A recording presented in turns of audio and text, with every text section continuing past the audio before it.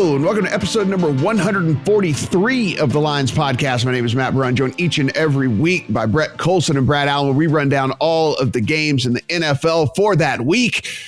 Guys, this is a very interesting week. There are 8 different games in which the spread is a touchdown or more. So we will have some interesting decisions to make. Will those large numbers get covered? How open is the back door for these? Or is the number just too big and we believe that the dog is the right side to take no matter the back door or whatever it might be? Let's kick things off with an interesting week that happened this past week. And let's just go ahead. It was only 2 days ago. We're talking about the Wednesday game because it does, in fact, kind of shape how things are going to be going here. Brett, a 3:30 Eastern, 12:30 Pacific kickoff on Wednesday because of a Christmas tree lighting. We got bumped for a Christmas tree, which is great. And we end up seeing the Steelers not cover the reposted number, which came out 10.5, depending on when you got it. And they end up not covering. There was a late 70-yard touchdown pass that got the cover for the Ravens. I guess the question here is we have an 11-0 team, and it's very hard to nitpick a team that's just gone out and all they've done is win every single one of their games. But if we want to try and nitpick a little bit, are we at least looking at this and saying, man, this Steelers offense, they're winning a bunch of one-score games. The defense continues to be amazing, but they continue to win these one-score games, and if the offense has one bad day, if the offense comes out there and sputters for one day, this team could they can't afford very many mistakes on offense. Yeah, well, first of all, I don't know what to make of that game on Wednesday. It was an afternoon game. How do these teams prepare? How did they get up for this afternoon game? I have no idea. So I'm kind of throwing that one away. But you look at the Steelers' schedule, they have the second softest schedule in the NFL this year. So I think you have to take that into consideration when looking at this team as a whole. And yeah, offensively, they're just not very good. I think they're near the bottom of the league in yards per play. This is not a very consistent offense that can get explosive splash plays on you consistently. So yeah, the problem is it's still such a soft schedule for them the rest of the way. So there is a path for them to go 16-0 here, but for covering, I don't trust them to cover a lot of these big numbers, and that could start this week, which we'll get into. Brad, hard to pull anything away from the Ravens in that game, but what do you take from the Steelers in that performance? Because again, it's like you go down and you take a look at this Steelers team, and it is basically one-score game after one-score game after one-score game outside of, the Bengals and the Jaguars, who are literally 2 of the 3 worst teams in the entire league. So what do you think kind of the prospects for the Steelers team moving forward? Well, they can't run the ball. The Ravens were missing key tackles and they barely ran the ball at all with any success. They don't get any explosive passes. They don't throw deep over the middle. It's all just, 4-yard outs and then the occasional deep shot to the outside.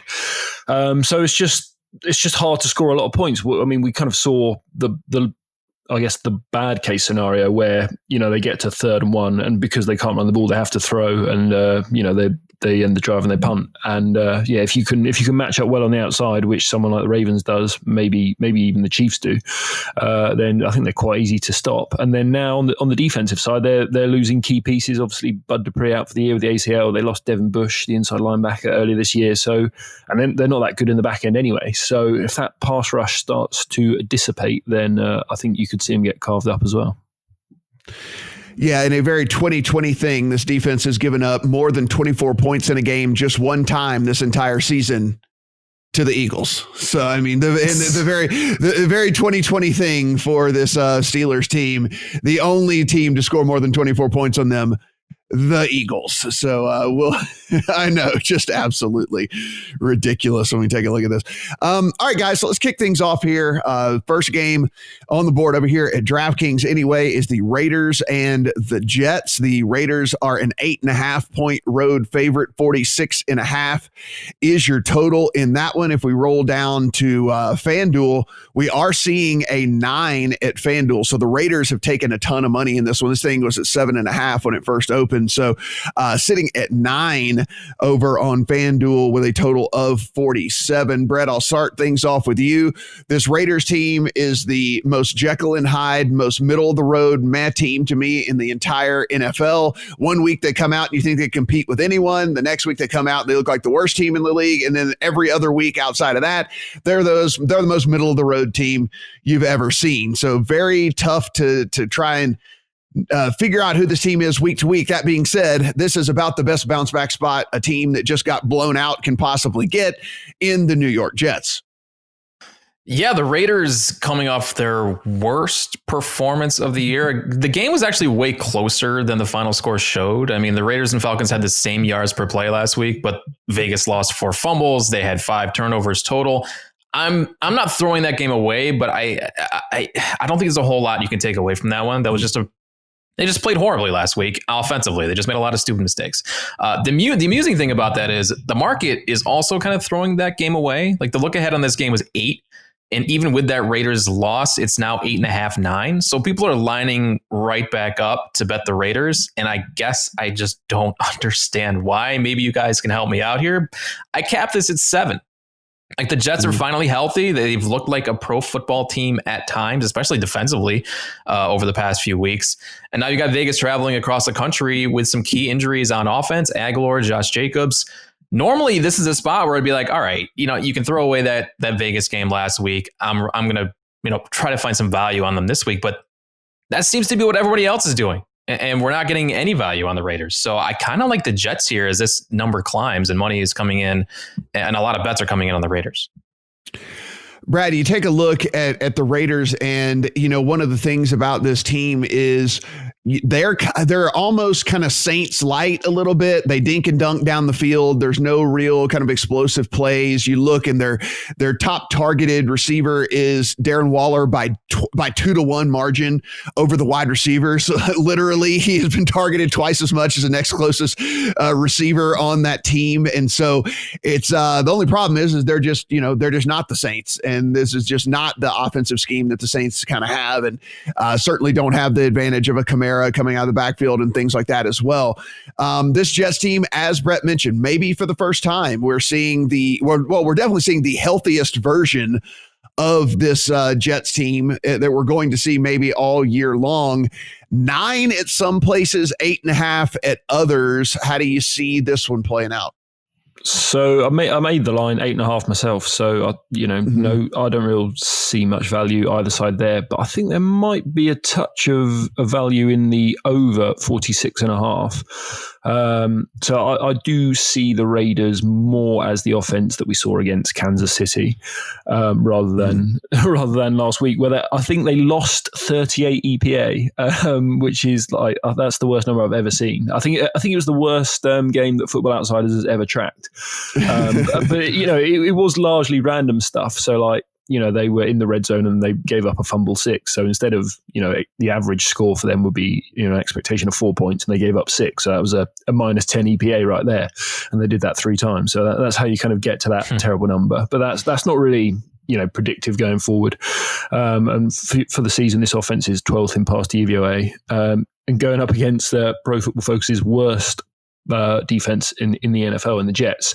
And then, as you say, Matt, the Jets are kind of the healthiest they've been. Last week was the first time Darnold was in there with Mims, Crowder and Perryman and his left tackle. Now, they didn't really do much, but again, the Dolphins are the best pass defense in the NFL by some metrics. And that's not the Raiders. The Raiders are 26th in the NFL on defense by PFF. So I can see them having some success as well. And yeah, again, the average total in the NFL nowadays is 50 odd. So yeah, would have just said I would have made this one 47.5 rather than 46.5. So if you do bet this one, that's how I'd go.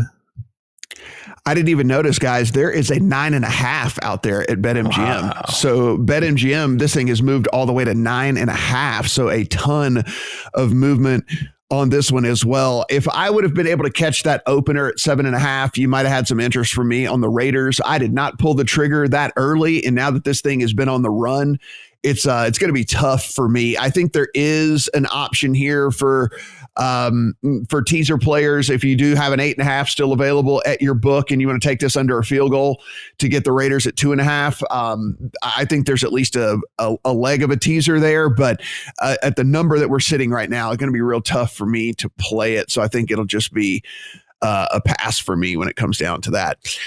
Cleveland Browns and the Tennessee Titans. Now, this one, we've seen 5.5, we've seen 6, we've seen 5.5 come back up again. We are now sitting at 5.5 pretty much across the board, except it looks like there might be a rogue 6 out there. There is a 6.5 at BetMGM, actually. MGM coming with the thunder. like everybody's sitting at 5.5. BetMGM sitting at 6.5 on this thing. 53.5 your total right now. Brad, one of the things that we know about the Browns is they will get Myles Garrett back this week. They will still probably likely be without Denzel Ward. So, but getting Garrett back in there, a guy that is up for Defensive Player of the Year, he's been that good so far this year, can only be very, very good for this Browns squad. And on the Titans, we know they're coming off a complete drubbing. I mean, it just absolutely beat down last week, or Derrick Henry runs absolutely wild, goes crazy. There are some people out there who are trying to narrative this as a letdown spot for the Titans because of they're coming off this such a huge win, and the Browns actually getting Garrett back makes them much more appealing in this thing. A lot of places sitting on that dead number though of 5.5. What do you think about the Browns and Titans? Well, go and bet that 6.5 at MGM because that's silly. I think 5 is the fair number here for me. I think there's quite a lot going on. So when the Titans have the ball, I think they'll be able to move it through the air because, as you say, the Browns have got those injuries in the secondary, Denzel Ward and the safety Harrison both out. So they should, if they can get the ball in the hands of their receivers, then I think they're going to go very well. The Browns have had one of the easiest schedules. They've faced a lot of weather in their games, all stuff that should pump up their defensive numbers, and they're still terrible. And this is a very efficient Titans offense. Now, the concern is Myles Garrett, as you say, against the right tackle, against the left tackle, whoever they send him up against. So it's a question of can they get the ball out quick enough, or can they scheme up enough play action and stuff to keep Myles Garrett out the backfield. And I'm probably of the inclination that he's going to get a sack or two, but generally they will move the ball. So I like the Titans to get their points. And then conversely, so this Titans pass rush, they're 28th ranked pass rush on the season. Now they're out Clowney and they're out, they've cut Vic Beasley because he was rubbish. So they're getting no pressure anyway. They're down 2 of their pass rushers that were there at the start of the season, and they're going up against an elite Browns offensive line. So they're not going to get any pressure either. And we know that the Baker Mayfield playbook is if he's not under pressure, he should be okay. He should score his points. So I can see both teams move up and down the field quite easily. And even though they're quite run heavy, I think there'll be enough splash plays off play action that we can get over this 53.5 total.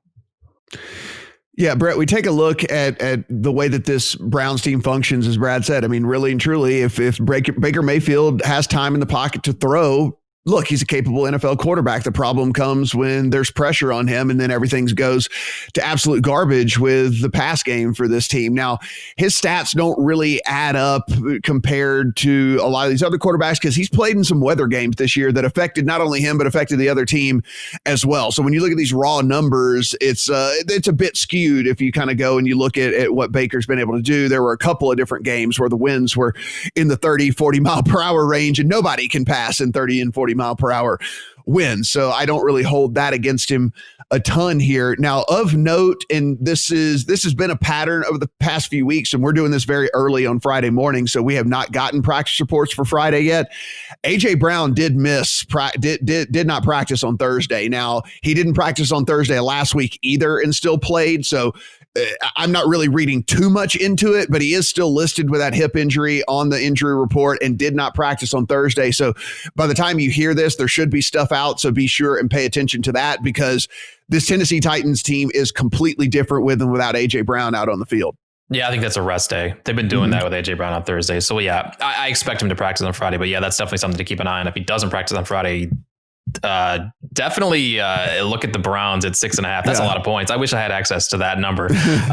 Honestly, I came into this week thinking this would be a great spot to fade Cleveland. They continue to win ugly against bad teams, and their metrics don't really align with their record at 8-3, which is just blows my mind. This is a really bad defense, and offensively, they're not good in the one area you need to be good at in 2020, and that's throwing the football. But here they are facing the Tennessee Titans. For me, the most confusing team to evaluate in the NFL because they're so good on early downs in neutral and positive script and so bad when they're behind. You're left guessing, like, which Tennessee team are you going to get this week because they are so two-faced.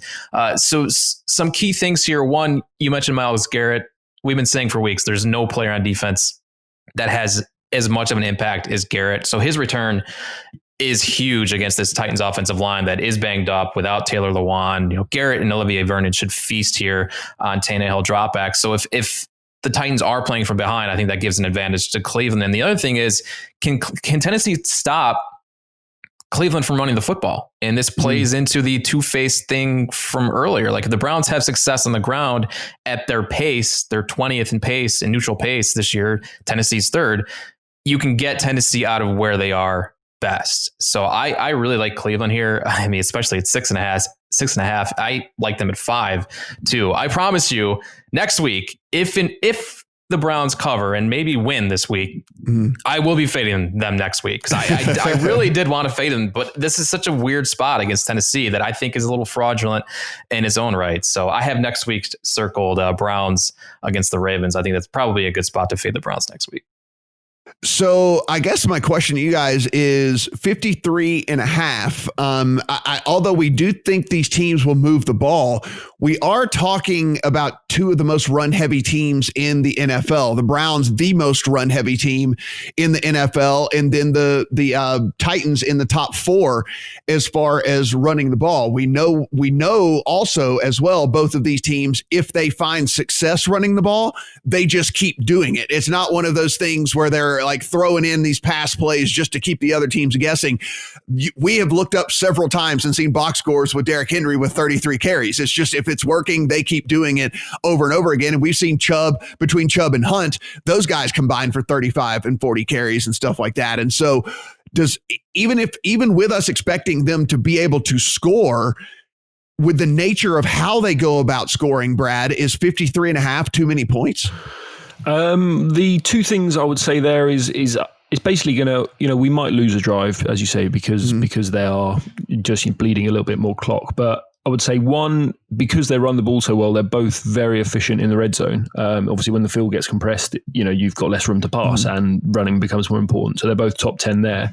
And then the other thing, they do both get splash plays. If they keep running it for 5 yards a pop, the opposing defensive coordinator, the opposing linebackers, they do react to that, and then you get space in behind, and the secondaries are both terrible, both bottom 8 units. So I think we do get enough explosive plays and enough efficiency even on long drives that, because field goals are under or over killers when you've got a total this high, but hopefully the stats suggest we shouldn't see too many of them.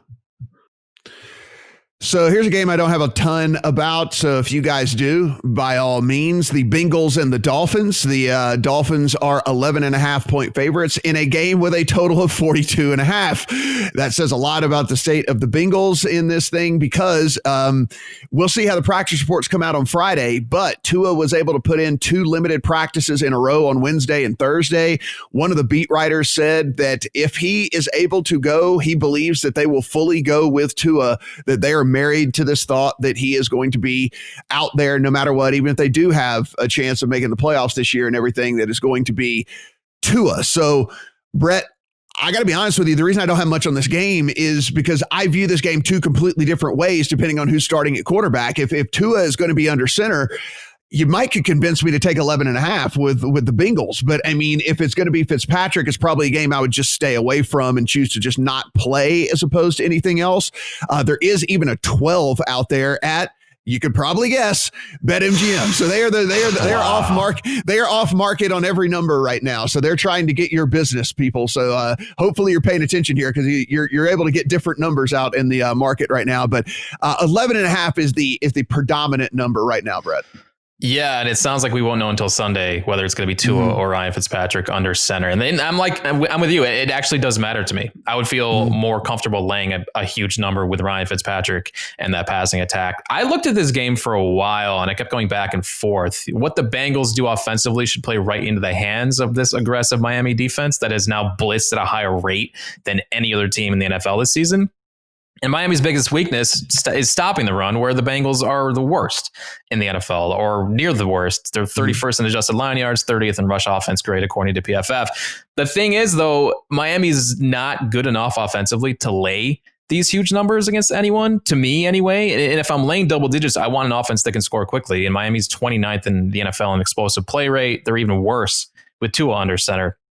So if you're backing Miami in this big number, you're hoping for a bunch of forced turnovers, which lead to either scores or positive field position. And I just can't trust that as a predictive thing in my capping. So not a strong play on Cincinnati here, but at 11.5, I do lean that way because I just don't trust this Miami offense. Yeah, it's kind of, with me, it's going to be a dog or pass, I believe, when it comes down to it. But Brad, does who is under center affect your view on this game as much as it does me and Brett? Yeah, it does. So just some numbers to that. I think with Fitzpatrick under center, the Dolphins would be 18th in EPA per play this year. And with Tua there, they'd be 31st. So, it's a pretty big drop off. So, yeah, probably worth holding off for now until we get some clarity on that. But if Fitz is in, I would bet the Dolphins because I think, as Brett says, it's the matchup is just perfect. The only way the Bengals can move the ball is through the air. Even with Allen in there, I think they passed 65% of the time last week. And that's just perfect for the Dolphins. They've got great corners. They'll blitz you. And then Brandon Allen is terrible. They covered that game last week, but they faced a backup quarterback averaging 3 yards a pass for a lot of the game. B, they got a punt return for a touchdown. He orchestrated one touchdown drive. He had a 30% success rate, 28% on pass plays. So he was awful. And I think Flores is going to eat his lunch. So I think the Dolphins couldn't cover this number, to be honest. Jags and the Vikings. This one is pretty interesting as well. We're seeing 10s. We're seeing 10.5s as well across the board here. I mean, this is very much dependent on where you bet, guys. So if you want to bet at DraftKings, if you want to bet the favorite, you're getting 10 there. If you want to bet the dog and the Jags, you're getting 10.5 at FanDuel, William Hill, BetMGM, PointsBet. All of those have the 10.5. So be sure. And as we say, always have multiple accounts so that you can be sure and get the best number. Brad, it is a Vikings team that is coming into a game against a team that, listen, I'm not a narrative guy, but if there was a narrative for a team to not win any more games this year, the Jags have every incentive to lose for the rest of the season because they are, listen, it looks like the Jets are going to go without a win this year, but who knows? And so things can get kind of dicey with they win another game or two. And then next thing you know, they're looking up and they don't have that number 2 pick anymore. And things could be pretty bad for that organization. They certainly want to get that next franchise quarterback for them. So again, I'm not a narrative guy. However, when it's talking about changing the face of an entire franchise where you can actually get a franchise quarterback or not, the players are going to play hard, but the coaches in the front office and the different, people can do certain things to maybe not make them incredibly competitive. And the Vikings are still at least they're on the outside looking in, but it's not out of the realm of possibility for them to make the playoffs to get one of those wild card spots. And if we have to go to that weird contingency plan where they add a playoff spot, well, then they're definitely in the thick of things. So 10.5 is our number right now. Yeah, I didn't get too much into this one. So I agree with you that they're probably playing Glennon in the first place because he's worse than Minshew. So, although the players will never tank, the front office and the owner can tank for them. And that's probably what they're doing. The Jags are getting a little bit healthier. It looks like they should have DJ Chark back, Chris Conley back at wide receiver as well. And then Sidney Crosby at corner. So, they should be a little bit better than they were last week. And they did move the ball, 48% success rate last week, positive EPA per play.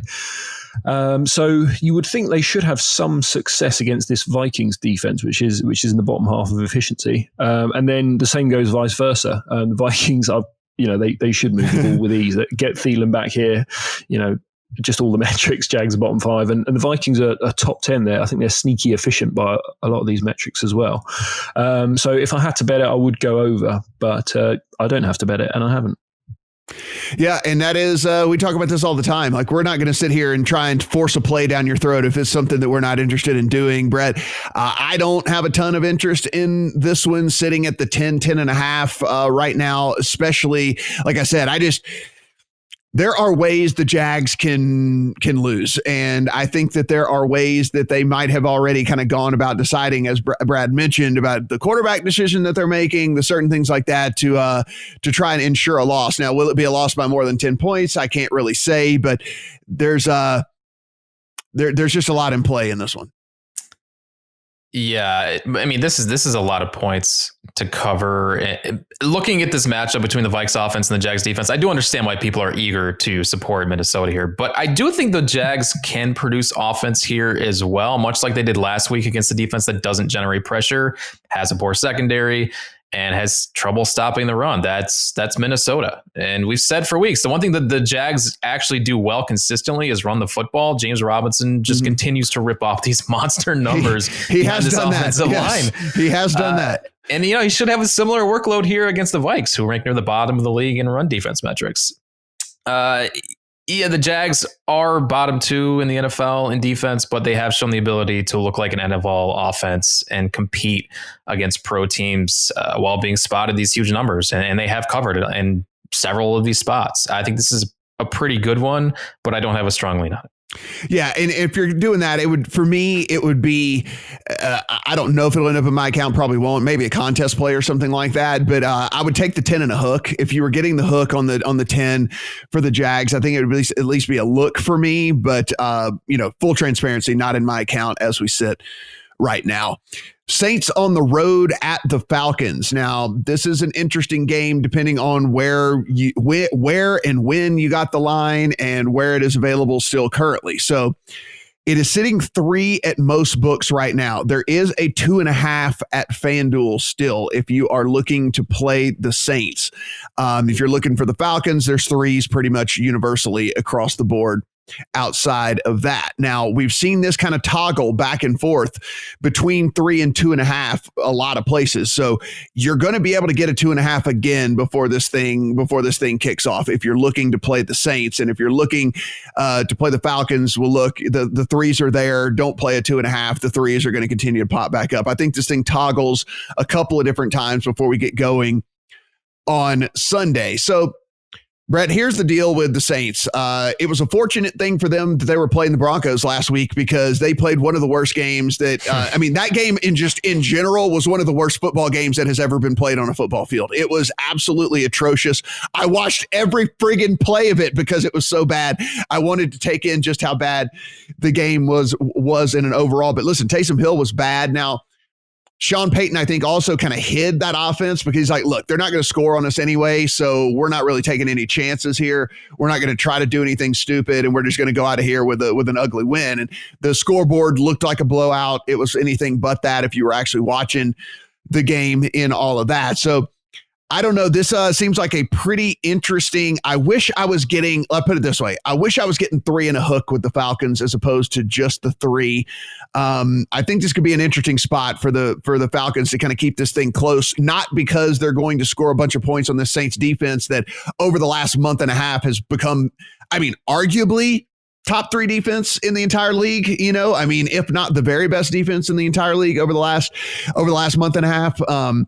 But it would be because I think that the offense is going to struggle because they just have not looked good under Taysom Hill by any stretch of the imagination. 2.5 and 3 in this one. Yeah, this is an interesting matchup. The Falcons are good at defending what the Saints are currently doing best on offense, and that's running the football. Atlanta's 6th in run defense DVOA. Over the past 4 weeks, they've been especially good. 3rd in rush defense EPA, 2nd in success rate defense against the run, only behind the team that they're playing against this week in New Orleans. So two defenses that have looked very good recently. So matchup wise, I can see why there are more backers for Atlanta here and why this is moving towards 2.5 at some books. I do expect this to be a low scoring game, which only makes it makes a case more for Atlanta to cover if this is going to be a low scoring game. But man, I don't know. Like anything shorter than 3, I think I have to sell the Falcons off that blowout win over the Raiders last week. I mentioned how that was kind of a fraudulent, weird blowout win. The look ahead here was Saints minus 3.5. So it's moved through the key number. And I capped this at 3. So, I feel like if you can get 2.5, this is a good opportunity to grab New Orleans at a bit of a discount. I don't think anyone on this show is a fan of what the Saints are doing with Taysom Hill under center right now. But at the very least, they've been somewhat efficient on the ground. 9th in EPA over the past 2 weeks, 1st in rushing success rate. So if they can move the ball on the ground against this Falcons defense, I think they'll be able to cover the number pretty often. So I like the Saints at 2.5. If it's 3, I don't really have a lean either way. Brad, we're sitting here 2.5 and 3 in this one. I got to be honest. With you guys, this might be depending on how the juice plays out and how much this thing toggles back and forth. Could be a play where I play the Saints at 2.5 and then play the Falcons at 3 and hope for a win and a push. And then if not, then I just take the loss on the juice with this thing, because 3 just seems like the right number, but for it keep going on and off the key number, I might have to just try and take advantage of that if I can get, again, if it works out from a juice standpoint.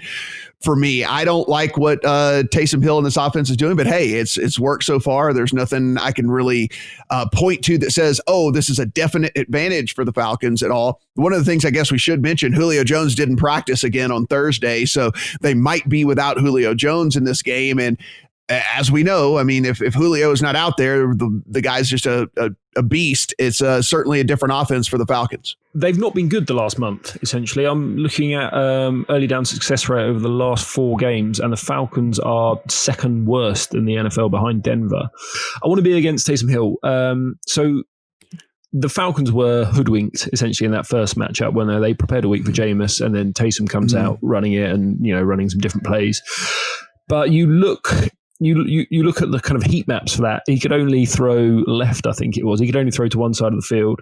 Then he comes out against Denver. He can only complete 8 passes again. So I think the Falcons will benefit a lot from seeing him once, seeing what plays they're going to run and how they're going to do it, and just having time to prepare. They also might be missing Teron Armstead, the left tackle, the Saints, which would be huge because he's an all-pro left tackle, and they dominated the trenches last time around. So that's a big one to keep an eye on. He's a game time decision last I checked. So I don't necessarily seeing the Saints score a lot of points, but the Falcons also very banged up and also going up against an elite defense as Brett kind of laid out. So the injuries here are key. You've got to check Julio. You've got to check Gurley. Hayden Hurst, he's banged up the tight end. Ridley's questionable as well. Probably will play, but I would say if Julio is out, I think under 45 and a half, I think that would be quite a nice play given, how well these defenses are playing and how much both offenses are struggling. Yeah, I am with you 100% there. It is going to come down to a Julio decision for me, because if the Saints only have to focus on Calvin Ridley, then they're going to have a ton of success in shutting down this Falcons offense. And if they, you add that element of Julio and Ridley, and then things just completely change. And so I'm going to keep we'll certainly be all over this injury report, and that's going to shape a lot of that. But I do like that play. If Julio's out, they'll be able to cover Ridley. They'll be able to cover this pass game. And of course, we know the defense is going to be able to get to Matt Ryan as well a few different times. And so I think the under, definitely a good look there. Colts and the Texans. Big news here is this move has gone from this thing has moved all the way from 2.5 to 3.5. The news on Will Fuller getting suspended.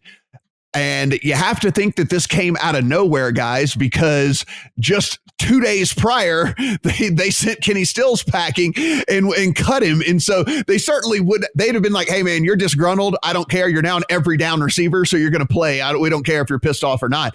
But instead, they sent him on his way. And then Will Fuller gets suspended for the rest of the season.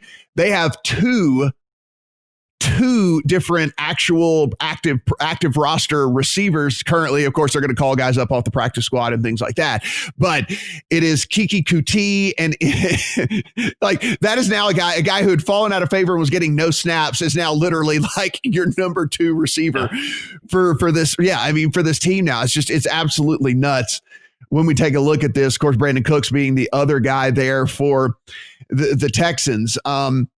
There are narratives out there. And guys, people are actually doing this where they're showing splits of Deshaun Watson with and without Will Fuller on the field and saying like, look, his numbers aren't all that bad when Will Fuller isn't on the field. He had freaking DeAndre Hopkins on the team. Like, what are you talking about? Like, how are people doing this? Like, it is completely useless information.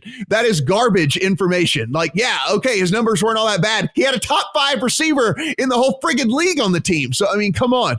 This is absurd that people are doing this and putting these numbers out there with all this. So it's moved through the key number. We're sitting at 3.5 right now on this one, Brad. 50.5 is our total right now on this thing. And again, there's going to be Texans with 2 roster receivers and a bunch of they do get David Johnson back if that matters for anybody. Yeah, it is tough because we do know Deshaun Watson is playing, like a top 3 quarterback level. He's not far behind Mahomes if we take into account what's around him because, he's got kind of an interim coach. And so we're really going to see how important wide receivers are because I think generally they are important, especially with the Colts getting healthy here. They got Buckner back about 10 minutes ago. He was activated. Danico Autry's back. Bobby Okereke, the linebacker, also questionable, but should be back as well. So suddenly they're at full strength again. They're not the team that was blown off the field last week by the Titans. They're a good defense. And I think they probably keep the Texans in check. And then on the other side of the ball, Bradley Roby as well. He was popped for PEDs as well on the Texans, and he's like the only good cover corner on the team as well. So suddenly the Texans don't really stop the run that well. Now they've lost their best cover corner. So I think the Colts move the ball, and I think they probably stop the Texans moving the ball. But I don't want to lay the 3.5. That's a big number, especially with the worst quarterback. So the angle I liked here was first quarter or first half. You probably lay 2.5 with the Colts. They've got the best EPA per play on scripted plays. Frank Reich's cooking up some nice stuff early in the game.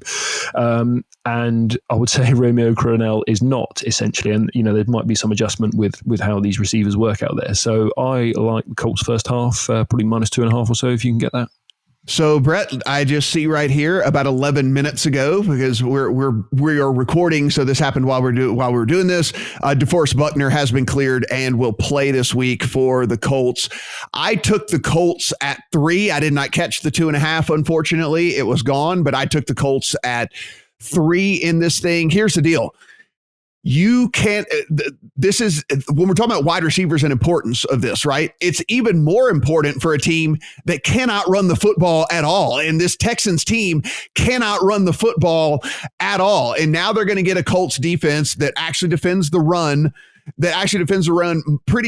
much better when DeForest Buckner's in there. We saw him get blasted. I mean, absolutely destroyed last week with him not in there. We're talking about another guy that's an actual, true, real playmaker in there, a top 5 guy rated by Pro Football Focus at his position, and him being in there, I think is going to help out a ton here. And it is a Houston team that has no success at all running the football. They can't figure out how they want to go about running the ball. It seems like they have a different running offense each and every week when we go out there.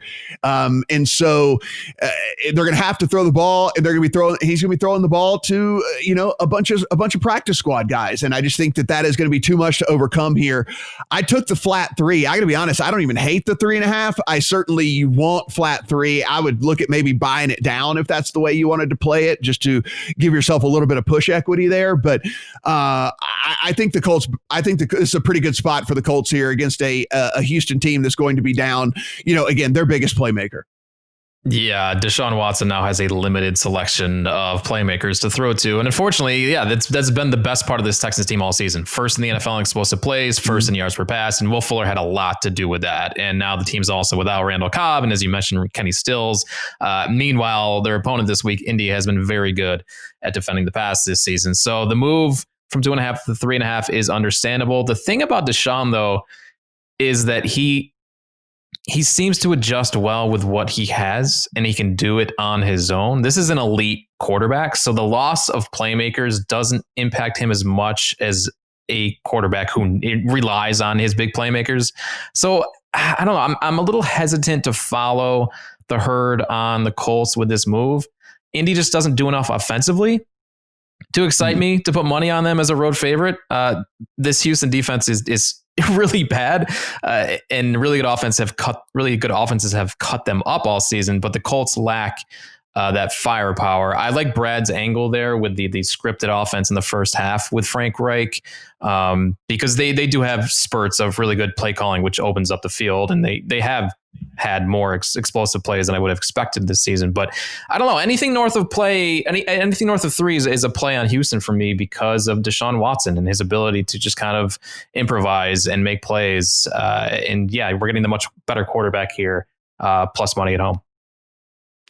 I should also mention the Colts, all the guys that had to miss because of COVID, all of them actually are going to be back this week. It looks like right now. So, they'll get a full offense back in there. Yeah. I mean, I see where y'all are coming from. I just do believe there's not going to be enough to get it done on the Houston side of things. I mean, listen, when it's just such an incredible drop off between a Will Fuller and calling a guy up off a practice squad. There's a big difference between a Kenny Stills and calling a guy up off of a practice squad. And, again, a team that can't run the ball at all. So it's going to be a one-dimensional offense against a team that defends well that one dimension, So it wouldn't surprise me. Actually, I think, this is no surprise. Y'all know. I mean, David Johnson played wide receiver in college, and then they moved him to running back. It would not surprise me to see him line up a ton at wide receiver, actually, to try to get a familiar body out there to throw to, a familiar face for Deshaun Watson. So whatever his props come out at for receiving yards, I'm going to take a really heavy look at that. And if it's something that I feel is a little bit low, because again, we don't have the props listed right now, or I would love to be able to give some more in-depth analysis on this, but the player props haven't been listed in the games yet. But if his receiving yards are in the mid-20s, low 30s, I'm going to be playing the over on that a ton. I actually think that they could line him up and kind of use him out of the slot, use him as a receiver here, because again, he used to do it, and he's a familiar face where these other guys are not going to be for Deshaun Watson. They could do the same with Duke Johnson probably too. Yeah, absolutely.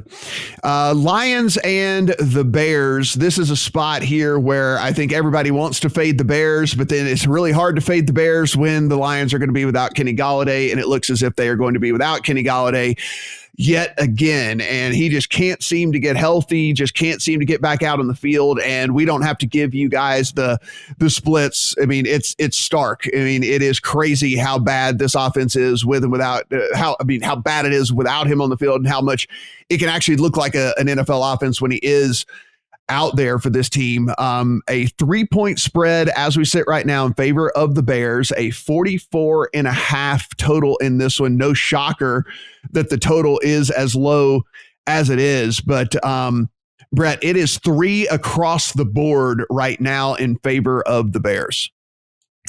Yeah, this Bears team has fed off of a very good defense and the softest schedule in the NFL up to this point. But now you've got some injury concerns up front on this defense. Akeem Hicks, Khalil Mack, questionable. Looks like they might try to give it a go. But this Bears defense looked inept last week without Hicks. And if you take Mack out of the picture, even like a hobbled Khalil Mack, they're going to have trouble getting stops. If those two guys don't play, I don't know why this line wouldn't just be like a pick. Detroit isn't good at football, but now they've got new life. Matt Patricia's gone.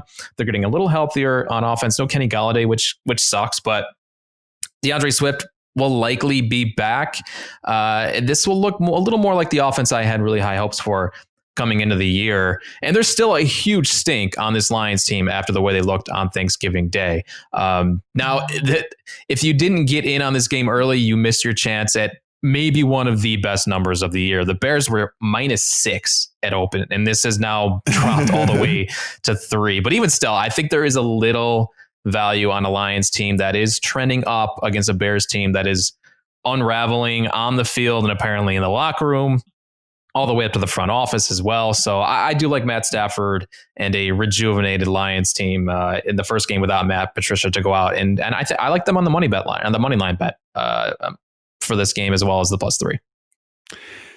Again, we don't bet narratives here, but they're fun to talk about. And when Matt Patricia was fired, there were players rejoicing on Twitter, like taking it public that they were so incredibly happy that he was out of the picture. And so there are going to be people who say, hey, I bet this Lions team plays better because Matt Patricia's gone. Hey, everybody hates that guy and they want to play better now that he's out of there. Again, it's just fun to talk about when it all comes down to it.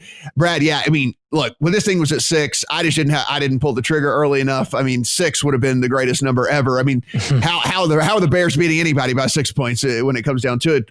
Mitchell Trubisky going to start again this week for them, despite the fact that Foles is practicing in full. So it looks like they've just kind of made the decision to go back to Trubisky and just whatever. I mean, the season's basically over for them as it is anyway. The Lions will get back Swift, but without Galladay, do you think they have enough on the offensive side against a defense that, might not be 100%, but is still going to be one of the better, top 10-ish, top 10-ish defenses out there, even without Akeem Hicks? I think they do have enough. So, I mean, you said there, who are the Bears beaten by 6? And I think their biggest win of the season is 5 points. So they're beating nobody by 6. And I think that 5-point victory was over the Panthers, 21-16. And I think they lost the yards per play there, but they got turnovers and stuff. So you talk about the coaching narrative, and I think it's real in this case. As you say, like the Lions team, apparently last year they had mimosas at the end of the season because they wouldn't have to see Matt Patricia the entire summer. Like that's how much they hated him. He's got this burner account blaming every player, everyone in the building except him. It's Stafford's uncoachable, Slay's lazy, Quinn's an idiot, got me the wrong players. So I really think he's just an abysmal coach and possibly an abysmal human, judging by his Twitter account. And so I think the entire Lions team is this week going, we need to win this game just to prove that it's not us and it's him. So I really think you're getting their absolute best effort. And as I say, the Bears don't beat anyone by a lot of points because the offense is dross. The offense is bottom 5 unit. So I would have a small bet, but I'm not going nuts. A, because Galladay, as you say. So Swift, he's out of the concussion protocol, but he didn't practice yesterday. So I don't know if they've still got some concerns about his brain there. It was an illness not related to COVID, is what they said. So he could be back on Friday. So we think that sounds positive then. Swift in there, he's a bit of a dynamic weapon. I think there's enough juice in the +3, given we are going to get the absolute best effort against the bad team here. So I thought Galladay, so I kind of jumped the gun on this. I thought Galladay was going to be back this week. I didn't catch the 6, but I did catch a 4 that I teased to 10. So I have the Lions +10 in this game. So it was under the assumption Galladay was going to be back, because he's been practicing. It's just like every week he practices and they're like, yeah, he's not good enough to go. Yeah, he's practicing, not good enough to go. I was like, okay, this is finally going to be the week. He's practiced like 3 weeks in a row. He just hadn't been able to play. and then it doesn't look like he's going to be out there yet again. I still don't feel bad about having a +10. I mean, listen, I like a whole lot better. If y'all like a +3, then I'm certainly feeling pretty good with a +10 in my pocket on this thing. It would be a Lions play or nothing for me. I mean, it's crazy to say, with a team without their best playmaker and without a coach is the team that I'm like, yeah, that's the play for me or nothing. But this Bears team, dude, I mean, yeah, Lions defense 30th overall DVOA, but they're going up against the 28th overall offense DVOA. They're going up against Pro Football Focus 27th overall. And so it's like two horrible units. And you know what I'll take Mitchell Trubisky doing something stupid. I'll take Mitchell Trubisky doing something that like gets this game, like swings this game to where we get within a field goal in this thing. So definitely in on the 3, and might even be in on the under 44.5 if we're being honest. Like, I just don't know. This seems like a disgusting, ugly, 14-10 type game or something. Like I could see just grossness all over the field. So might even be looking in that direction as well. Here's another game with a spread of more than a touchdown. The Giants on the road at the Seahawks. They are 10-point underdogs in this one. 47.5 is your total. Brad, it looks like the Giants are going to be without Daniel Jones. It's going to be Colt McCoy under center for them. I don't think it really matters all that much, but hey, let's go ahead and mention it. Seahawks, of course, look, one of the most dynamic offenses on the, basically out there, but this defense continues to kind of surrender yardage. They didn't this past week, but I mean, hey, we're going to consider opponent and everything. But one of the things I did not like this past week was we were loving the fact that, the hashtag let Russ cook, right? And we were loving that a ton.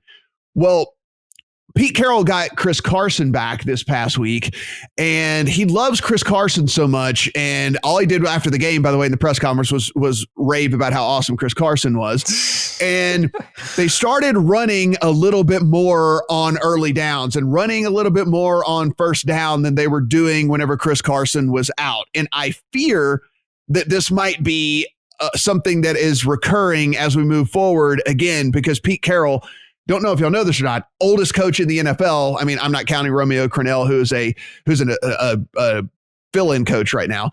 But, Pete Carroll, old school dude, been around the game a long, long time, probably still believes in hashtag establish the run and all the things like that, and loves him some Chris Carson. That does give me a little pause here on such a big, big number, even with Colt McCoy under center. Yes, I agree with you. I mean, Carroll this week was saying that I think if they get to 50 runs and completions, that's the magic number to win the game, which, is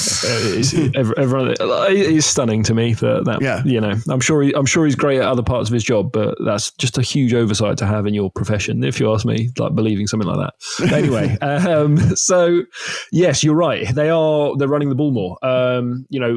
After being the most pass-heavy team on early downs for the first 10 weeks of the season, they'd be 26th in the NFL over the last 2 weeks. That basically after Russ had his little bad stretch, as you say, Carroll said, we're throwing too much, putting too much on his plate. The defense is gas, but yada, yada. So they have switched. So more running on early downs. They're also going slower. They've slowed their pace down to 19th in the NFL rather than they were top 10 before. And then the defense is improved as well. Since Dunlap there, since they got Dunlap from the Bengals, sack rate's gone up. They've got Jamal Adams back, roaming around the line of scrimmage as well. They're getting a bit healthier at corners. And then the Bengals come in, not the Bengals, the Giants come in. Colt McCoy, probably we've got here 3 yards per pass last week. Awful. And they're running the ball a lot as well. So I think it sets up quite nicely for an under where the Seahawks, go up 14-0 at halftime and then just 3 yards in a cloud of dust the entire second half, and Colt McCoy can't do anything. Under 47 I thought was a nice look. Brett, 10 points, a lot of points in the NFL against the team. Again, I think the identity is kind of changing for the Seahawks team, and Brad just pointed it out as well. It's kind of starting to play out as well over the last couple of weeks. That said, how much confidence do you have that the Giants can put anything on the board, even against a team that, should be able to be passed on at the very least. Can't run on this team for sure. Yeah, that's the question. What's the difference between Daniel Jones and Colt McCoy? Jones obviously gives you more upside, but he's also more likely to shoot himself with his own gun. And this offense was already among the worst in efficiency in the entire league with Daniel Jones. So, yeah, I don't know how much Daniel Jones to Colt McCoy is worth. Maybe a point or two. The look ahead on this game was Giants plus 7.5. It's now up to 10. So if you don't think it's worth 1-2 points, maybe you find some value on the Giants with that 2.5 point move. And New York really doesn't have any other injury concerns outside of quarterback. They are pretty healthy right now. This is a stay away for me, not really knowing what this offense is going to look like with McCoy. Like Brad said, I mean, he was 6 for 10 for 31 yards in relief last week against the Bengals, which is pretty disgusting, but they will have more of a plan for him in effect. And he might be better this week against the Seahawks. The problem for the Giants is they're not good at defending the pass. And of course, we know what the Seattle offense can be with Russ when he's cooking. But like you guys said, will they get complacent with the run game again? Because this is what happens when he has Chris Carson. They run the football. So to cover a big number running the football is not where I want to be. That said, if they are throwing the ball all around the field again, they could certainly cover that number easily. So this one is a stay away from me until I see more of what Colt McCoy looks like. And what this Seattle offense looks like, more of a sample now that Chris Carson's back. Yeah, same deal. It's like, listen. Yeah, go Brad.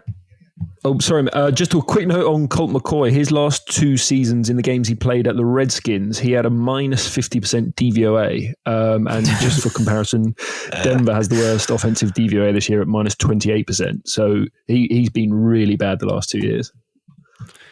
We talked about this. I mean, listen, the Seattle pass offense against the Giants pass defense. I mean, we don't even have to tell you. It is huge. But we talk about though that Seattle's defense can be passed on, but hey, we're talking about the 28th ranked pass DVOA, offense in the league. It is a bad pass offense, and that was with Daniel Jones, and now Colt McCoy is going to be under center. So just so many unknowns in this one, so many different ways this thing could play out. I think I am probably going to sit this one out as well. If anything, I do like that underlook that Brad talked about, and I probably have to take the points if I was going to play it, which sounds so gross to say, but probably if I was going to play it, I'd probably have to.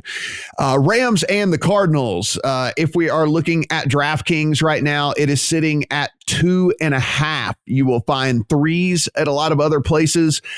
I would jump on the 2.5 if I were you. I did jump on the 2.5 with the Rams.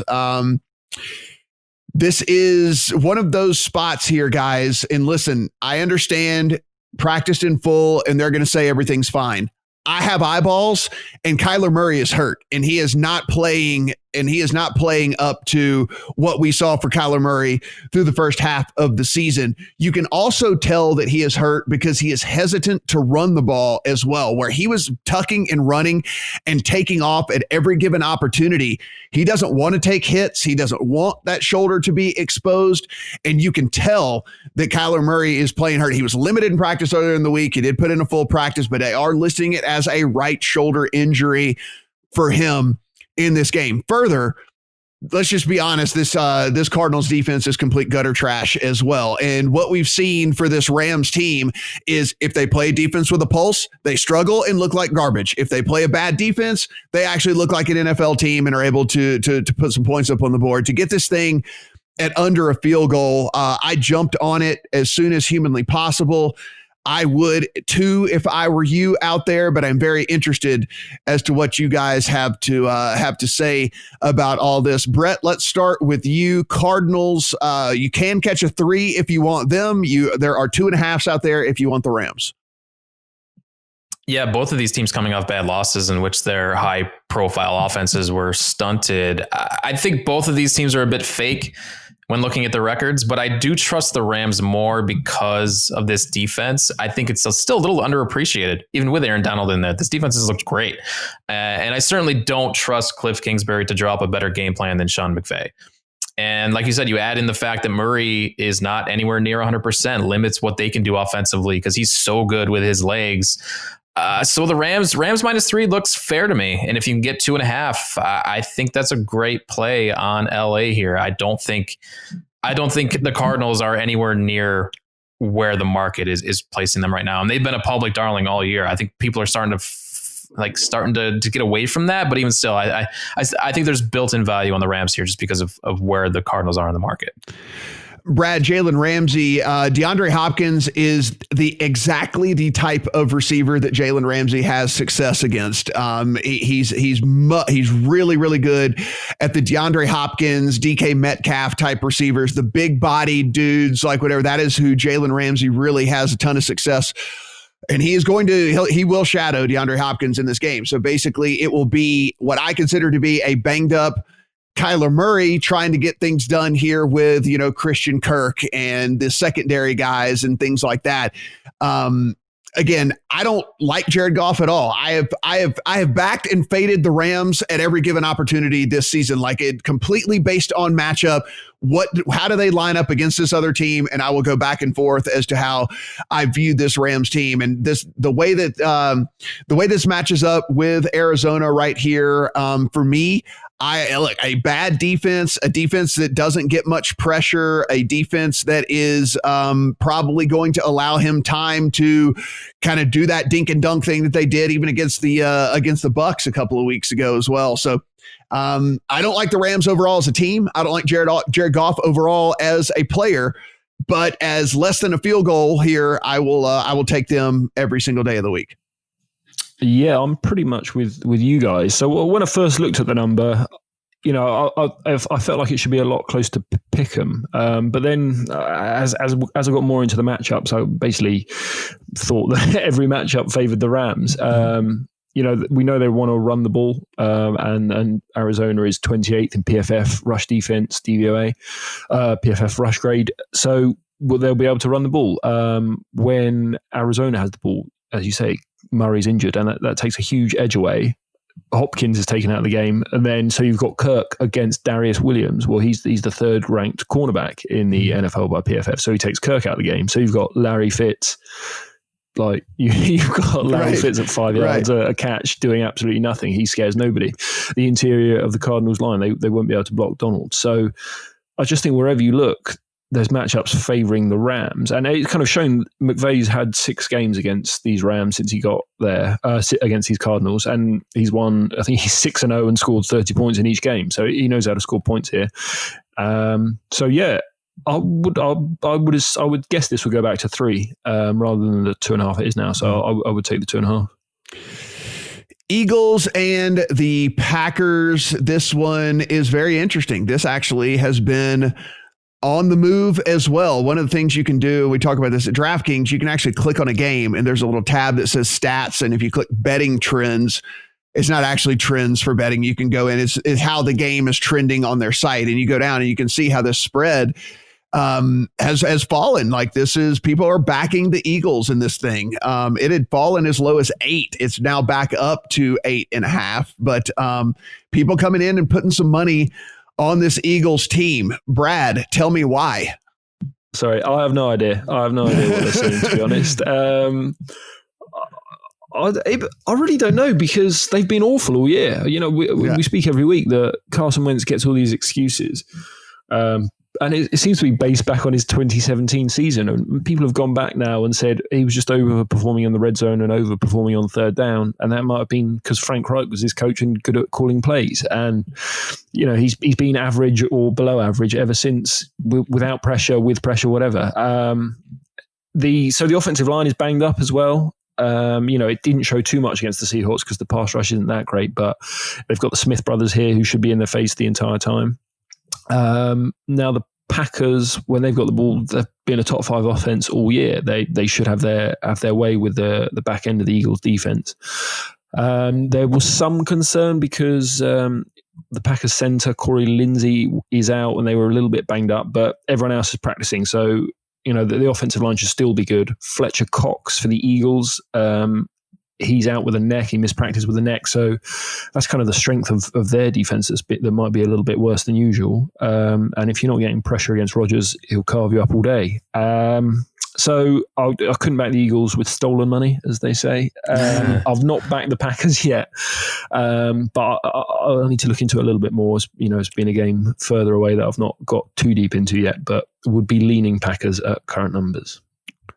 Brett, I can tell you one thing. This will be the sports books will be rooting for the Eagles so incredibly hard because it is going to destroy every teaser leg that happens on the face of the planet, because this thing at 8.5 or 8 and getting this Packers down to under a field goal against this Eagles team, I'm falling for it. I think everyone else in the whole world is falling for it. It is going to be a massive, massive decision for me in this one for the Packers to win by at least a field goal in this game.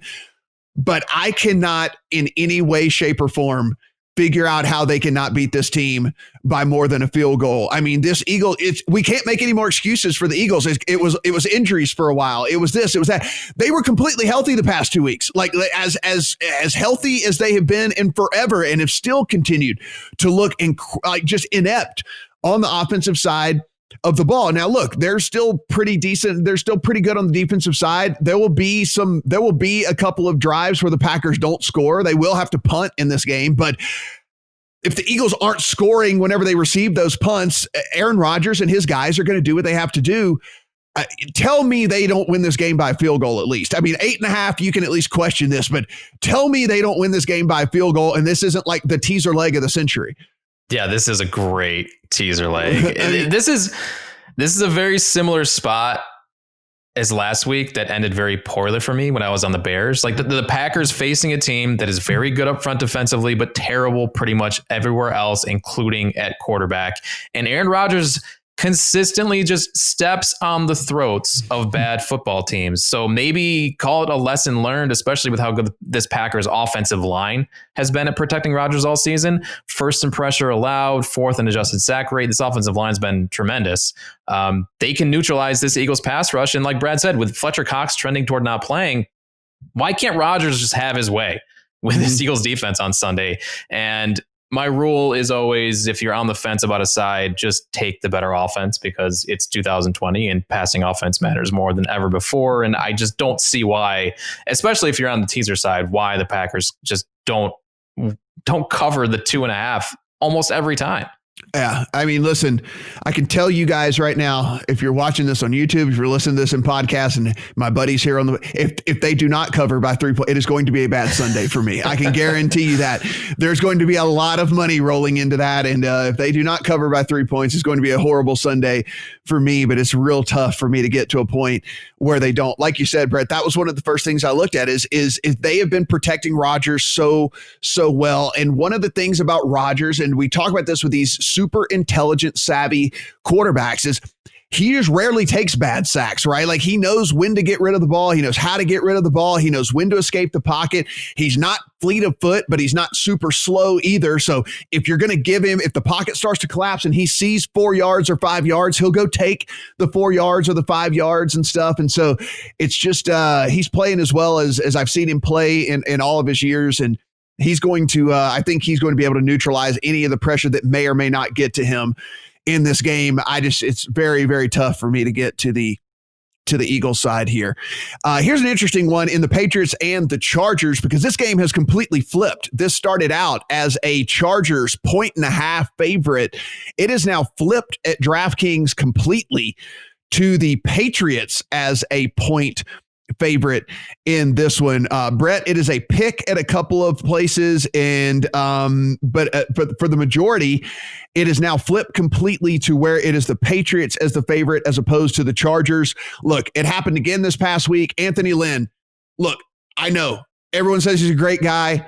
I'm glad he's a great guy. He needs to be a great guy not coaching an NFL football team. That's just where this needs to be. More boneheaded decisions, more horrible play calling, more horrible in-game management. Like, you cannot trust this. This is no longer like anecdotal with this. Like, I mean, it's no longer small sample size stuff with this Chargers team. Like, we have enough of a sample size now to realize like the game is going to be mismanaged at some point. It has happened nearly every single game throughout the course of the season. Did it again this past week as well. which has forced this line where if you look, guys, if I just gave you blind resumes and I didn't have people's names next to them and it was just like, blind resumes, you would point to the Charger side and like be like, that team's a 7-point favorite. Like you would just like player for player, position for position, they're better nearly everywhere. Yet we're sitting here with the Patriots as a 1-point favorite in this one. Brett, I look at it and I say, hey, I get it. The coaching advantage for the Patriots is that vast in this game. It is. And I want to sell New England here off a win, but you have to look at the coaching disadvantage. And this is actually a very good matchup for the Patriots offensively. They rank 4th in offense, rush offense DVOA, 3rd in rush offensive grade at PFF. They run block extremely well. And LA has been terrible at defending the run all season. This is not a defense that is built to stop the run. They built this defense to stop the pass. I'm looking at the over here. You've got two teams that operate at very different paces. Like the Patriots like the slow punishing ground game and the Chargers like the up-tempo air attack. But if the Chargers can't stop the run, I do think the Patriots are going to have a lot of success on the ground here, and the Chargers should be able to move the ball through the air against this Patriots defense that outside of Stephon Gilmore lacks talent. As you said, like to put it bluntly, this defense has no talent on it at all. So I like the over here 47.5. One of my favorite plays of the week. And if I had to pick a side here, I would be on the Chargers. I keep going back and forth on the Patriots because these lines keep shift. Like the look ahead versus where they reopen on the Patriots every week, it moves like 2.5, 3 points. It's crazy because they just go back and forth. They look like a different team from one week to the next. So it's a good team to buy off a win, or a good team to sell off a win. I think that gives value to the Chargers this week, who were -2.5 on the look ahead last week. Brad, full transparency, I'm not on this game. A little too many question marks for me. I mean, one of the things I didn't like when I read yesterday, they asked Cam Newton, like he was listed on the injury report with an abdominal issue, and they asked him how he was feeling, and he said, "I feel as good as I'm supposed to feel." And I'm like, that doesn't really, I mean, like that doesn't really, like, I didn't like hearing that, which like, so I don't know, just too much for me here. I think it's appropriate that it's a pick 'em because like talent side goes to the Chargers. They're going to blunder something throughout the game. Bill Belichick's going to scheme up something. It probably is a pick to me. I'm so confused. Do you have a play on this one? I do not have a play. I mean, the Patriots were so bad last week. Like they did nothing against that Cardinals offense. They got 2 big punt returns, got turnovers, and squeaked out on special teams in the end. But the Chargers defense is banged up. So Melvin Ingram out for the year, it looks like, possibly his last ever snap as a Charger. Denzel Perryman, very important against the run, big in this game. He didn't practice. And then Casey Hayward, the corner, also didn't practice. So if they're out, it looks like the Pats should have success running the ball. But you would have said that last week. And right. Success running the ball. Right. So, I'm not involved. I would suspect the Pats squeak out a tight one because, just on the coaching mismatch, I know everyone's been talking about it all week. It's got to be a bigger factor when Lynn has so many weaknesses that Bill, a really good coach can push those edges more, I would have said. I'm not involved, but you'd be mad to back the Chargers, I think, and you'd be hitting yourself in the head when Lynn does something stupid, because he will. Another game here that I'm not involved in. I'll get y'all's opinion on it. This Broncos Chiefs game is bounced back and forth between 13.5 and 14, and really for me the reason is because the Chiefs are going to win by as many as they want to win by, but I don't know when they're going to decide that it's time to back off and when it's time to not, and how open is the back door going to be. There's still a chance they could get the 1 overall seed should the Steelers stumble. So there's so many kind of unknowns and factors here in a game with a 2-touchdown spread that I'll just sit back and watch. And if they decide to win by 30, cool. If they decide to take their foot off the gas and then the Broncos come in the back door, fine by me, but I'm not going to get pissed off because I decided to play one way or the other. Y'all take it away if y'all have an opinion on this one. But again, a game, one of the very first games I scratched off this week. No opinion for me. One thing I thought was interesting, the first game was Denver was bet down a lot. Like I think they were bet down like 3 points in the build up to that game. And then, the like yards per play success rate was very close, but they gave up like 3 non-offensive TDs. So, were blown out. So, maybe we see that again at 14, but offensive DVOA, they're last in the NFL. So even before that last week's non-quarterback game, so they're terrible, and the Chiefs are good. So that's all I've got for you. Yeah, they're pretty good. The spread on this game the first time around was 7. And the Chiefs won 43-16 behind a defensive touchdown, a kick return for a touchdown, and a 4-1 advantage in turnovers. And like Brad said, 5.6 yards per play to 5.4. So the final score didn't really tell the whole story there. That said, the Chiefs just always seem to do this to Denver. They cover even though the box score doesn't line up with the final score. So I don't know. It's a little gross. Just looking at the recent history of these two teams and what Kansas City has done to Denver. But I think you have to go right back to the Broncos here. Not watch the game and hope that Drew Lock doesn't do Drew Lock things in negative script and hope they get a backdoor cover. I hope that Kansas City just kind of wants to get out of there healthy with a win. It's so hard to trust Drew Lock to get a backdoor cover in the fourth quarter. It really is. I know. That's why I was going down this list this week, and I'm going down and go, all right, well, that's the first one. Literally the first one. Like, I'm not even gonna waste 12 minutes of my time researching this game. Like, I have no interest whatsoever. It's so many points, though. It is. But I mean, they can win by 30 if they want to in this game. Oh yeah. But it just depends. It just depends. Like you said, I mean, there's a lot of factors that go into play here. They want to stay healthy. You don't keep sending Tyreek Hill down the field for 50-yard bombs if you're up 20 because you don't want him to tweak a hamstring or a groin or whatever. So like, it really just depends on when they decide to take their foot off the gas. And since I don't know when they're going to do that and how soon they're going to do that and whatever, it's hard for me to get there. Washington football team at the Pittsburgh Steelers. This is the first of a Monday night doubleheader.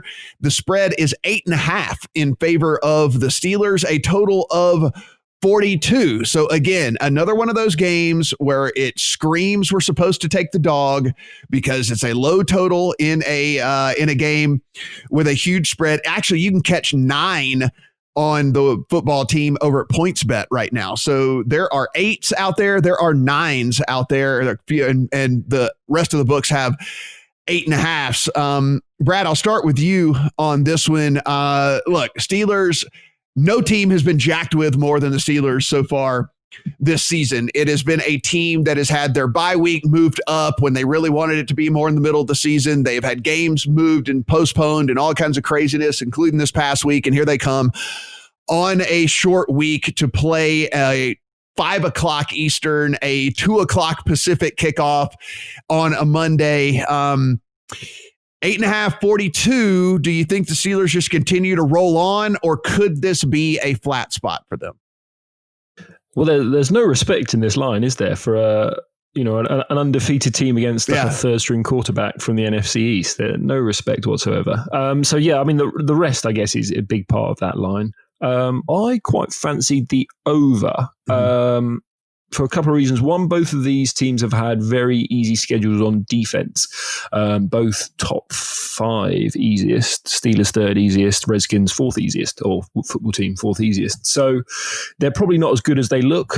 We spoke about the Steelers' defensive injuries earlier with Dupree and Devin Bush out. And then both quarterbacks, they throw the ball a lot. And they get it out quick. So kind of the strength of these defenses is the pass rush, but these quarterbacks could neutralize it just by, reading pre-snap and then just slinging the ball out there. And then neither of them are that good at running the ball either. These two teams, Redskins are better, but the Steelers are bad, as we discussed earlier as well, especially against this good defensive line. So I think we might see a lot of just slinging the ball around, which is generally favorable for an over, especially when it's down at 42. Yeah, I listen, I understand the Steelers are coming on short rest. I get all that. Should get James Conner back off of the COVID thing. Again, we'll see, but it looks like that's how that will work. So they should be back at full strength coming into this. As much as they have sputtered on offense, Brett, they're still putting up mid 20s, right? So, I mean, like, it's still like there's never a game where they're only going to put up, 17 points or something. Like, they're still putting up those mid to high 20s and even against, good defenses and stuff. So 42 is incredibly, incredibly low. I would certainly kind of lean in that direction on the over as well. And, a 42 total, I don't need to spell this out for everybody, but if you did tease the football team up, you would be getting over 2 touchdowns in a 42 total football game, in which historically probably covers 95% of 90% of the time. I don't have the numbers in front of me or something, but just something to throw out there. I think you could also tease it the other way. The Steelers down to a field goal. I still do believe that they win, though I do have a feeling that maybe we see a little bit more of those kind of like flat spots just because this team has just been through the ringer. Yeah, I do like you guys' angle on the over too, because if they are flinging it around, that means more dropbacks and opportunities for these two pass rushes to get after the quarterback and force turnovers, maybe some scoring plays, better field position. So I think the over is a really sharp play here. Been through 51 times this past week, when they couldn't run the ball. And if we assume they can't run the ball against football team, he threw 51 times this past week. So, I mean, they're not afraid to just put it in the air every single snap. Yeah. So, I mean, that's my play on this game. I like the over as well. I don't really have a lean on a side, the short week for Pittsburgh, a lot of prep time here for Washington. Both of these teams have played cupcake schedules. So it's, you can sit here and talk about some of these cupcake wins for Washington, but the Steelers have done a lot of the same. And that's why they are 11-0. Now without Bud Dupree getting pressure on the edge, I mean, that's a big loss for the Steelers because that's what they do best. And that's where all their success stems on defense. So another reason to like the over, maybe Washington can find a little more success getting the ball out quickly to Terry McLaurin and some of these receivers. So yeah, I like the over here. I don't really have a lean on the side. As we do each and every week, we will start with you when we talk about the Buffalo Bills. They are 1 point. So this number has been moving rapidly in favor of the 49ers. It is actually a +1 on the Niners, -120 at DraftKings right now, which indicates we're heading towards a pick in this game. The Bills on the road in Arizona. It's, of course, this game will be played in Arizona on the 49ers. This thing is actually flipped all the way over at BetMGM, where the Niners are now 1 point favorites in this game, Brett. So you can find a +1. You could do the old double whammy teaser here, guys, if you wanted to. You could take the one team up to 7, the other team up to 7. But I know a lot of people don't like to play those ways, but you have a nice little middle there on both sides. But Bills either a point dog or a point favorite out there right now. How do you see this thing? How do you see this thing breaking down for you, Bills? I mean, I get it. I mean, what the Niners do best on offense is run the football, and nobody is worse at defending them run than the Buffalo Bills. So matchup wise, I understand why this line has moved, and the Niners are getting healthier on defense as well. So this is a team that I loved coming into the season in the Niners. So they're starting to look more like the Niners, even though they're without Garoppolo, they're still without George Kittle, but they love to run the football, and I think they're going to find a lot of success here against Buffalo. So this is, as a Bills fan, this is a scary game, even though they're not playing in the the home stadium of the Niners. That doesn't matter in this year anyway. So yeah, this Niners team, they looked impressive last week, and they're looking more like the team I expected to see coming into the year. So I get it. I would have preferred to get them earlier in the week. I think this line that we're looking at right now is pretty fair because I think the Bills are going to find success through the air as well. But yeah, I don't know. You guys tell me. I actually like the over in this thing at 47. I think the Bills are going to be able to pass the ball. I understand that the 49ers are as healthy as they've been, but look, the Bills have made no bones about it as to how they're going to approach from an offensive standpoint. They can't run the ball. They're not going to try to square peg round hole or anything here. They're just going to throw the ball all the time. And Josh Allen extends drives, extends plays enough with his legs, is able to call his own number in the red zone and whatnot. And then I think the 49ers, as you mentioned, listen, we know what they can do on the ground when things get rolling. This team's going to be as healthy on the offensive side outside of Garoppolo. We've had in like and Kittle, obviously, I'm just talking about like once those guys left in the past like 3 or 4 weeks, we're going to have Debo. We're going to have Brandon Ayuk out there playing together at the same time. Looks like a full stable of running backs because they've got like 9 different guys that they rotate in and out there for them, Brad. Look, what the 49ers have done, considering this MASH unit throughout the course of the season, is pretty damn impressive. I mean, it makes you wonder if they're going to have a real coming to Jesus, whether Jimmy Garoppolo is the man for them, because they got a lot of young talent on this team and for next year. But that's a conversation for us in the offseason here. But 1-point favorites and 47 as we sit right now. Yeah, fascinating game because, just look at the quarterbacks, and you've got Josh Allen, who's probably a top 10 quarterback against the backup, and it kind of shows you how good the rest of the Niners team is. So I'll probably quite like your angle, Matt, with the over, and I would cut it down just to the first quarter for me. So a lot of the things you said about how pass happy I think we could expect the Bills to be, but if we just look at passing EPA on scripted plays, Bills are 3rd in the league and San Fran are 7th. So kind of, I would just distill it down to the first quarter over 9.5 you might get, or maybe a 10. And I would just play the over there and expect Shanny and Daboll to cook up some nice scripts for us. Yeah, it's one of those things where at least with these team identities, one of the things the Bills don't do is, at least we know who they are, right? Like I love that I know when I go into a Bills game that I know what this team identity is. It's like, hey, look, we don't run the ball very well, so we're not going to sit here and try to do the 2 yards dead in the middle of the line over and over and over again and just hope that it ends up working out. They just abandon it and they go to the passing, and then listen, it's their strength right now. Of course, John Brown not being out there is a big thing, but Brett, Gabriel Davis looked pretty good last week. Despite the fact he only had 3 catches, he did have 78 yards, a touchdown. He had a nice catch along the sidelines.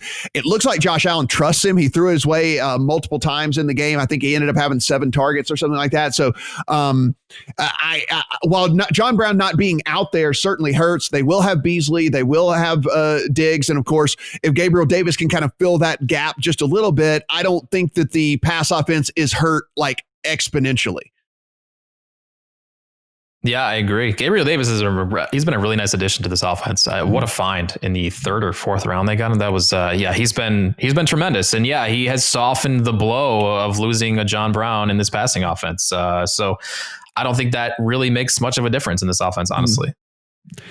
The final game here is on a Tuesday. Guys, we don't even have a total for this one. The line just got posted yesterday afternoon. We're still a ton of question marks around the Ravens. John Harbaugh wouldn't commit to saying that Lamar Jackson was going to start this week. Like, just all kinds of weirdness. So no real analysis for me yet on a Tuesday here. We'll have written articles up on the site. I'll do a video whenever we get closer to it down the week, whenever we figure out how things are going to get going. But I mean, I guess until people get cleared and there's definitely going to be, yes, these people are playing and these people aren't playing and all that, really tough for me to kind of come in with an opinion on this one. Brad, how do you have anything on Ravens Cowboys as we sit right now? 7.5 is the line. Again, no total posted at DraftKings. I've not really gone too much into it yet. I'm just looking at ESPN FPI. They make it 12 and Football Outsiders make it 9.3. So you would maybe a little edge without going too much into it, the matchups yet there. But that probably doesn't factor in the short rest for the Ravens. You would assume they'd be angry and want to smash someone's head in. So, they might do that to the Cowboys, to be honest. Brett, you have anything on this one or a little too early in the week for you? Nope. Wait and see for me. I'm going to watch a video on Tuesday and we'll go from there. Yeah, it's going to be, we expect Lamar Jackson to be back, but again, this is weird. And Harbaugh was non-committal and basically saying, all kinds of weirdness there. So I don't want to get into something to where we had this run into us last where we get into analysis of a game and then it's completely irrelevant by the time the game rolls around. Yeah. So we don't want to do that to the listeners out there. at all. Guys, thanks for being with us here on Fridays. We love doing these full slate breakdowns, and a pretty interesting one this week, no doubt. All of these huge spreads, how are you going to attack it? Are you going to play more teasers than usual and try to take these things down? Are you going to take the big dogs with the big numbers? So again, written breakdowns over at the Lines and Play Picks as well if you want some more analysis on all this outside of what we just did here. If you want to follow Brad on Twitter at Brad Allen NFL, if you want to follow Brett at Brett Colson, if you want to follow me at Matt Brown M2. For Brett. Talk to you guys next week.